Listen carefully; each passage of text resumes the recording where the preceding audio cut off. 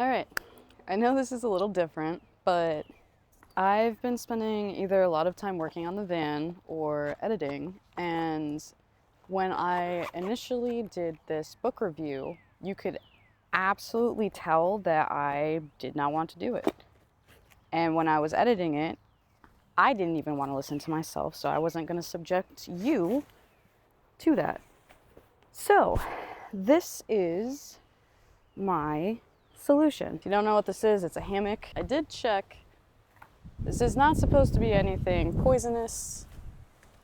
I really hope it's not. You know, the rule, leave a 3, let it be. These look kind of weird, but we'll see. So my Instagram name is Mo Explores, and I wanted to find a way to kind of mesh together reading and being outside. So my plan is to do any kind of book-related content outside. It works up here, so we're just gonna see how it goes. I love being outside, and I recognize not a lot of people get to be out here as much as I do, so if you couldn't touch grass today, hopefully you could live vicariously through me and enjoy this video. This should be good. Do you like my shirt? I thrifted it. I do not have any of these physical books anymore since I'm getting ready. Okay, I say this, I'm getting ready to move into the van soon, but I keep finding really good book deals, and I went from this to this. This I took this morning because I was laughing at myself. But for the month of March, I read a total of 7 books, and they were Elantris by Brandon Sanderson, One Dark Window, Two Twisted Crowns by Rachel Gillig, Fairytale by Veronica Lancet, Asylum by Madeline Rowe, Blood Orange by Karina Hale, and Circe by Madeline Miller. If you are wondering or interested what this is, I have started doing book journaling just to keep track of what I'm reading and animes that I've watched. I have a whole separate series on that. Feel free to go check it out. For the Shepherd King duology, I'm just going to talk about them together since it's a duology. One Dark Window I gave 3 stars, and Two Twisted Crowns I gave 4. I think the biggest reason that 3 for 3.5 for One Dark Window. One, I really like the magic system. I've been reading again for a little bit over a year and a half now, and I have not seen a magic system that's similar to this at all. It involves a deck of cards produced from someone and the magic of the woods, and there's also an emphasis on overuse of magic, which I really like. It brought into play the balance. Like, you can take, but you also have to give, and a lot of the times the negative repercussions are almost not worth it at all. For One Dark Window, I will say I did get a little bit tired of the point of view between the nightmare and our main character. I forgot her name. I want to say Ophelia, but that's definitely wrong. I'm also one of those people, like, I write down notes on my phone as soon as I finish a book, and then I do this so I will remember, but I'm one of those people for sure that 72 hours, unless it was like a beyond world-changing read for me, I'm not going to remember every little thing. Lisbeth? Lips? There was a P in it, I remember. Between the female main character and the nightmare, what she has going on in her head, it was a little tiresome, and I felt like the nightmare was not very consistent, especially towards the end. I absolutely loved the riddles that we were getting throughout the book at the beginning of each chapter, and that is how the nightmare just generally spoke and speaks in riddles and Two Twisted Crowns as well. Because of the riddles, I felt like there was a lot of attention to detail and very thorough plot line with what was going on. I just felt with One Dark Window something was missing. I didn't figure out what it was until I read why? Okay, I'm gonna try that again, because wow, okay. I didn't figure out what I thought was missing from One Dark Window until I read Two Twisted Crowns. And I feel like I enjoyed the multiple points of view from everyone in third person really, honestly, a lot more. And then we still get the first person point of view from our female main character. I did not have a favorite quote from One Dark Window. My favorite quote from this one was, "To anyone who's ever felt lost in a wood, there's a strange sort of finding and losing," which I feel like is applicable to me. I can resonate with that. Pretty neat. So the plot and the ending is kind of predictable, but it's still enjoyable. I do like the character development that we see with the nightmare, and I would recommend the series. I didn't find this very spicy at all from what I remember. There was very little, actually, if anything. I don't even think there's anything. Don't quote me on that. I'd have to look. But so now we're going to be moving into Asylum, which is a book I found at a used bookstore, and I thought the cover was cool and it could have been good. I give this 2.5 stars. I felt like the plot line was cool, but it kind of read like one of those old Wattpad stories, if that makes sense. I wasn't feeling it. I wanted a lot more depth. I didn't really like the characters at all. Just my personal opinion. I found out later that this is a part of the series and I won't be continuing it, but I thought the idea was really good. I just not for me. Would I recommend? Maybe.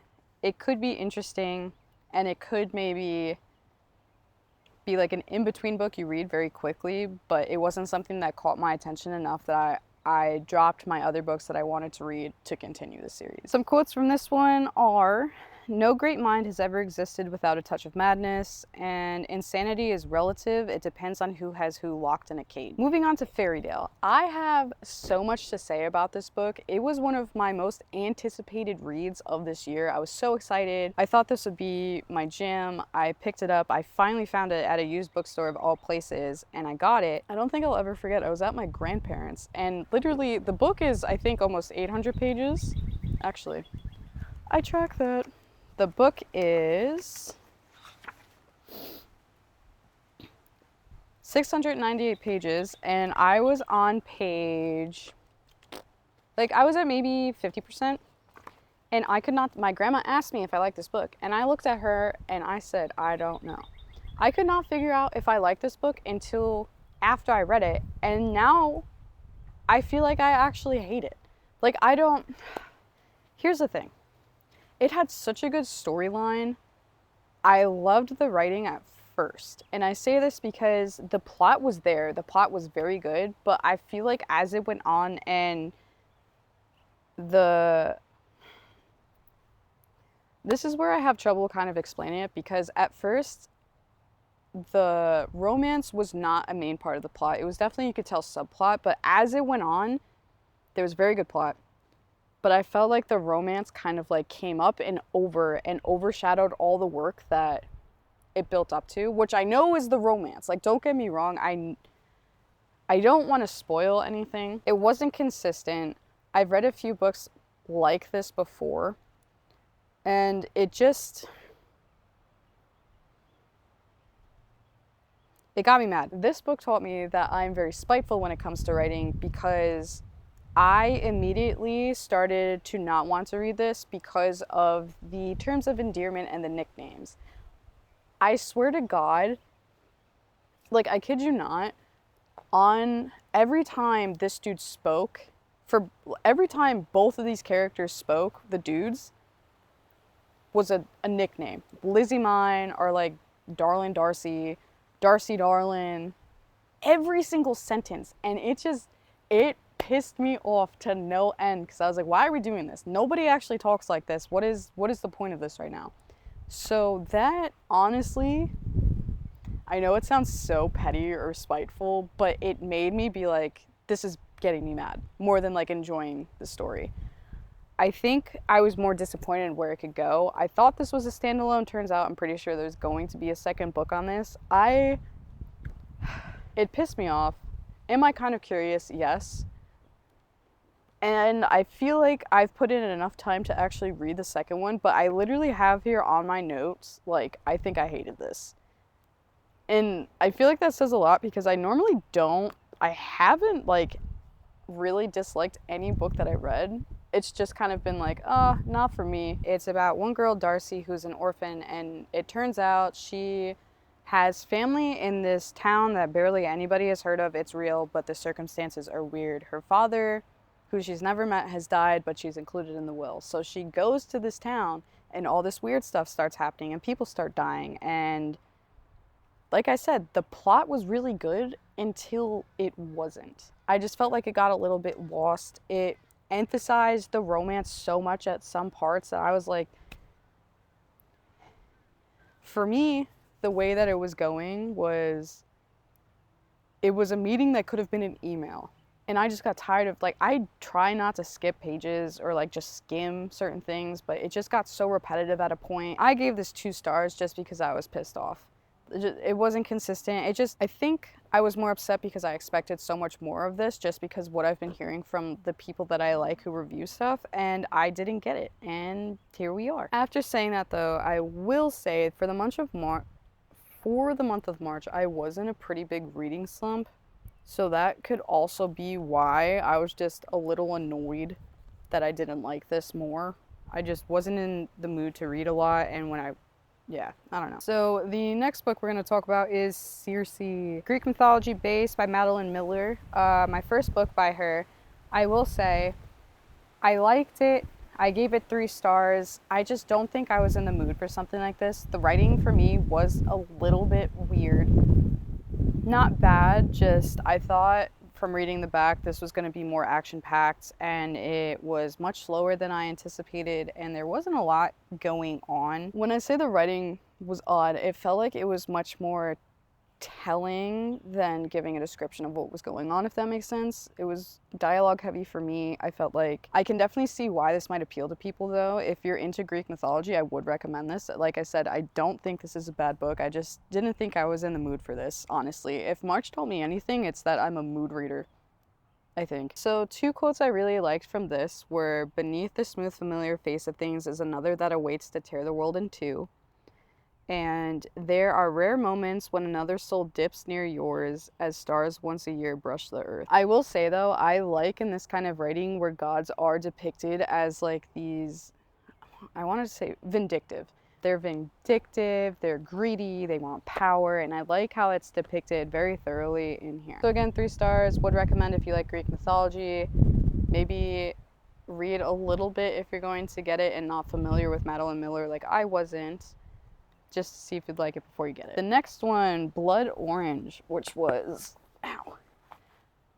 gifted to me by a friend, and it was special edition. I still have that from the other video that I recorded. It is about soulmates through timelines, and in this specific timeline, the male main character is a vampire and the female main character is a vampire hunter.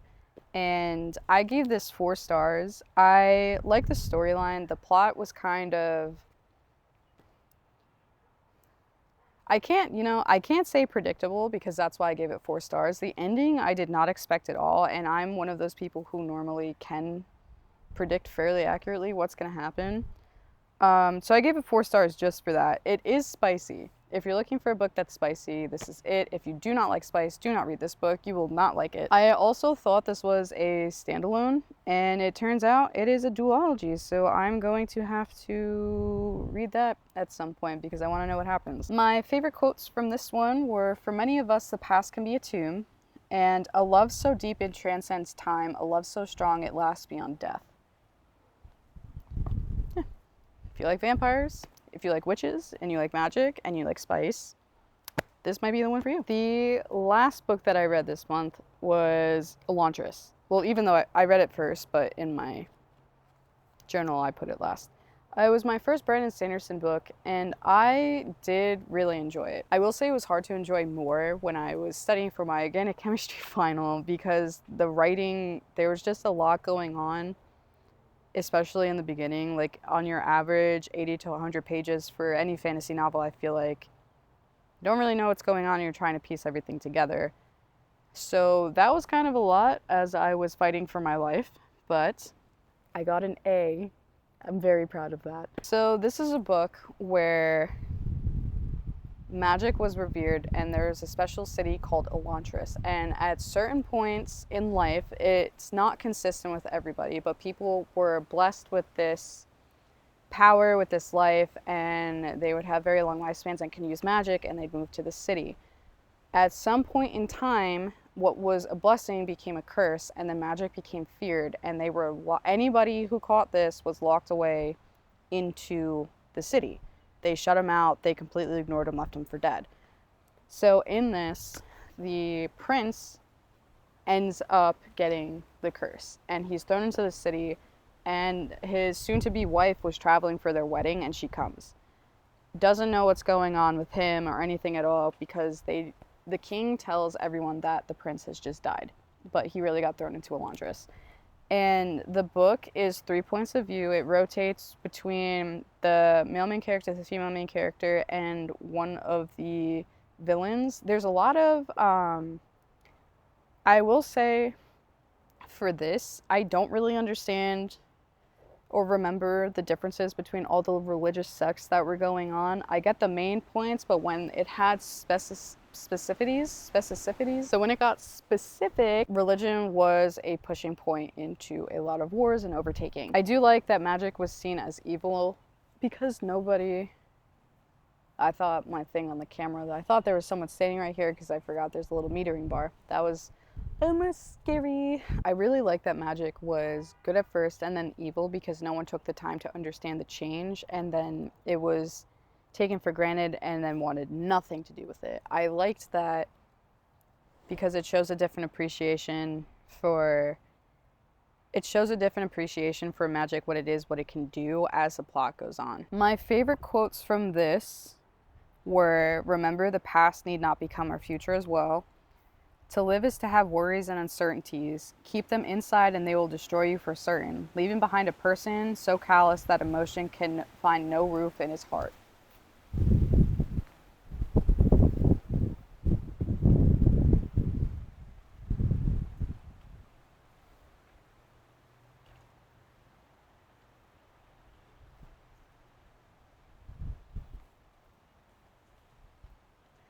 I hope you're finding this as relaxing as I am. Honestly, just sitting out here like this is making recording all of this so much easier for me. So I hope it's at least showing a little bit. And I hope you're enjoying it as well. If you do, please be sure to like, comment, subscribe. Let me know what you'd like to see. There will definitely be more like this. My plan is when I move out to where I'm going, I will be doing this on trails and different camping sites just to maybe give you a little inspiration. If you do end up wanting to get outside or travel to certain places, you could do that. The last quote, you optimists just can't understand that a depressed person doesn't want you to try and cheer us up. It makes us sick. I